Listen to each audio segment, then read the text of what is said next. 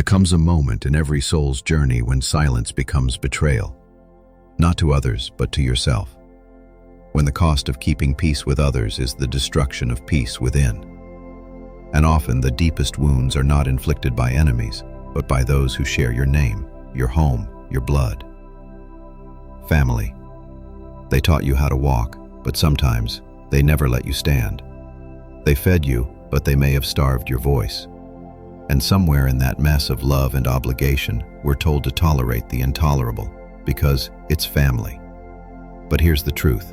What you tolerate becomes your standard, and not even family has the right to lower the standard of how your soul deserves to be treated. In this video, we're going to explore 5 behaviors you must never tolerate, not even from the people closest to you. Not because you're cold, not because you don't love them, but because you've learned to love yourself enough to say, this is not okay anymore. This is not just about boundaries. This is about becoming who you were born to be, without guilt, fear, or permission. Welcome to Beyond Vision Mindset, where ancient philosophy meets modern clarity, where you learn to protect your energy, elevate your thinking, and rebuild your identity from the inside out. If you're ready to break cycles, unlock truth, and rise above the noise, subscribe, hit the bell, and share this video with someone who's learning to choose self-respect over dysfunction. Because growth begins the moment you stop apologizing for your standards. 1. Disrespect, disguised as familiarity. Disrespect doesn't always come with a raised voice or harsh insult. Sometimes it comes softly, hidden in sarcasm, eye rolls, and dismissive laughter that's been normalized under the name of family. They say, that's just how your uncle talks, or your mother doesn't mean anything by it. She's always been that way. But let me be clear. Repetition does not equal righteousness. Just because a behavior has been allowed for years doesn't mean it deserves another second of your tolerance. The Stoics believed in radical self-respect.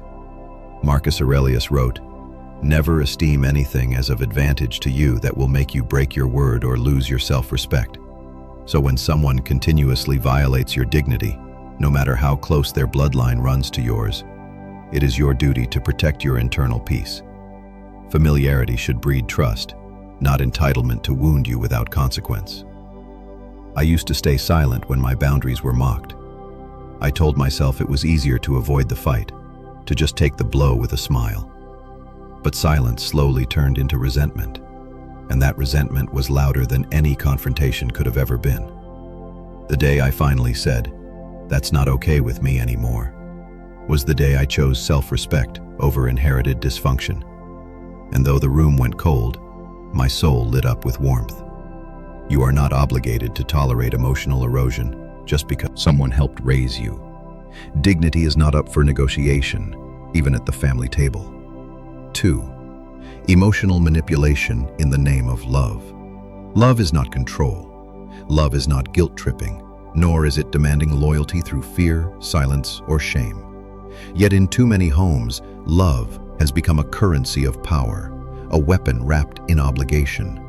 They say things like, "After all I've done for you," or "You owe me this." But true love gives, it does not count. The Stoics warned us about attachments that enslave the soul. Epictetus said, if someone succeeds in provoking you, realize that your mind is complicit in the provocation. Manipulation works because we've been conditioned to abandon ourselves to preserve someone else's comfort. But that's not virtue, that's bondage. I remember when I used to bend every time someone said, "If you really cared, you'd," and I bent so much I lost my shape. But when I started asking myself, is this love asking me to betray myself? Everything changed. I learned that loyalty to others means nothing if it costs disloyalty to yourself. You are not here to be emotionally blackmailed into obedience. You are here to live in truth, even if it costs you proximity to those who call their control care. 3. Repeated boundary violations. A person may test your boundaries once, but if they violate them twice, it's not a mistake, it's a pattern. And when it happens within family, the excuses come quickly. They didn't mean it, they were just angry. That's just how they show love. But boundary breaking, no matter how small or habitual, is a form of emotional theft. And peace is not preserved through tolerance. It is preserved through courage. The Stoic philosophers believed that we must guard the citadel of the mind like a fortress. Seneca said, "No man is free who is not master of himself." And if you cannot say no without punishment, if you cannot express hurt without being told you're too sensitive, if you have to constantly explain your boundaries like they are up for negotiation, you are not being respected, you are being managed. I used to think I had to over-explain myself, draw maps to my boundaries and beg people to understand. But eventually I realized, people understand, they just don't care, until you enforce it. Now I keep my explanations short and my consequences long, and the people who truly love me, they adjust. Not because I forced them to, but because they value my peace as much as their own. 4. Consistent negativity that drowns your growth. Energy is contagious, and if someone in your life, even a parent or sibling, constantly pours cynicism, fear, or criticism into your spirit, you will begin to shrink without even realizing it. I used to share my dreams with people who couldn't see past their own limitations, and every time, I walked away feeling smaller, more doubtful, more confused, not because my vision was flawed, but because their lens was fogged with fear, and I mistook their doubt for wisdom. The Stoics would tell us, you become what you give attention to, and if your environment constantly echoes disbelief, eventually it becomes your internal dialogue. When I finally stopped asking for approval and started protecting my energy, everything shifted. I didn't announce my goals, I just pursued them. I didn't seek applause, I found peace in silent progress. And most of all, I chose to limit conversations that left me more anxious than inspired. It's not cruel to protect your growth, it's survival. 5. Conditional love that disappears when you say no. Love that evaporates when you set a boundary was never love. It was convenience. It was transaction. And one of the hardest truths I had to learn was this: some people only love the version of you that agrees with them, serves them, or stays quiet for them. The moment you say no, the mask falls. And suddenly the affection turns cold.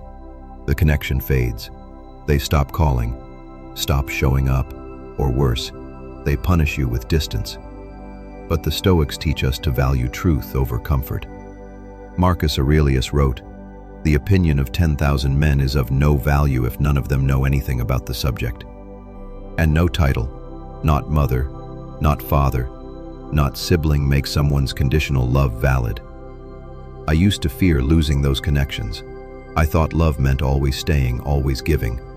But then I realized, real love remains even when you stand your ground. And anything that disappears when you stop bending was never real to begin with. Now I give love freely, but I don't negotiate my worth, not even for family. These are the 5 behaviors you must never tolerate, not even from family. Because being related by blood doesn't mean being entitled to your soul. You owe no one access to your peace. You owe no one silence in exchange for survival. You are allowed to grow, to rise, and to live in full alignment with your truth, even if it breaks generational habits. Here at Beyond Vision Mindset, we rise above limitation. We build new standards. We protect our energy. And we walk with ancient wisdom and modern clarity. If this message resonates with you, don't keep it to yourself. Subscribe, share, and support the mission through coffee, super chats, or stickers if you feel called. Because we're not just breaking cycles, we're building legacy.